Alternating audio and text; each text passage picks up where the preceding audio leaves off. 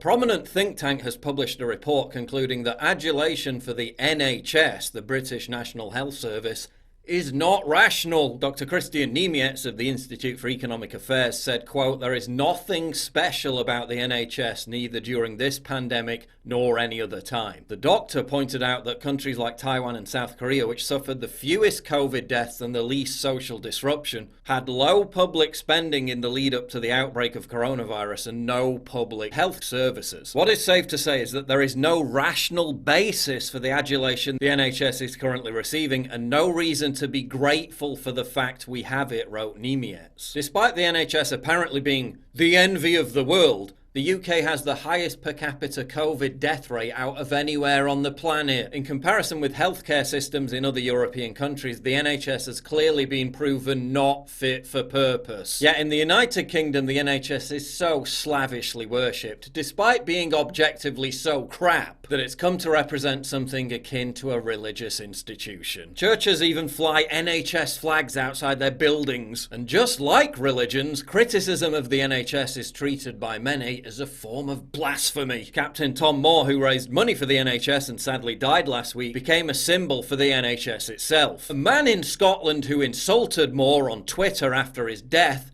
was immediately arrested by the police, because I'm sure that someone like Captain Moore, who fought fascists in a world war, would totally support arresting and imprisoning people for mean words. But NHS worship really peaked during the first lockdown, when millions of people took part in a weekly clap for the NHS, which took place every Thursday at 8 p.m. The event became a parody of itself, with effusively over-the-top displays of faux virtuosity and genuflecting. The fact that this quasi-religious fervour coincided with multiple viral videos of NHS nurses doing TikTok dances for social media clout at the height of a pandemic only added an extra layer of weirdness to the entire spectacle. It's 1 hour into my shift. Time for me to make another TikTok of myself dancing.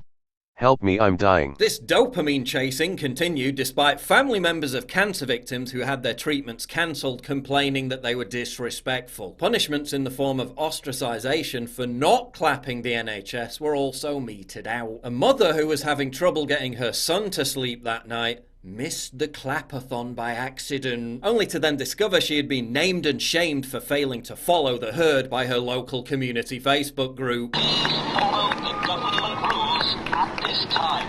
You must stay home.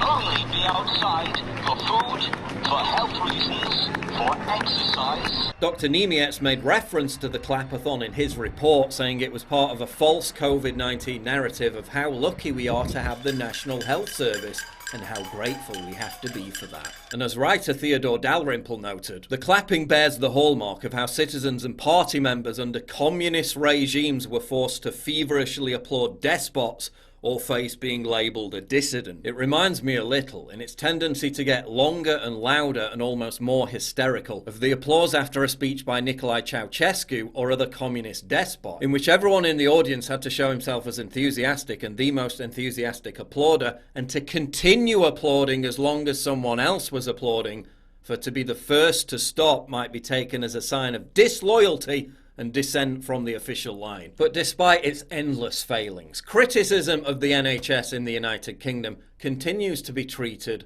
not that far removed from how the Muslim world views people who draw cartoons of the Prophet Muhammad. Please remember to hit subscribe, and remember there's more content at summit.news.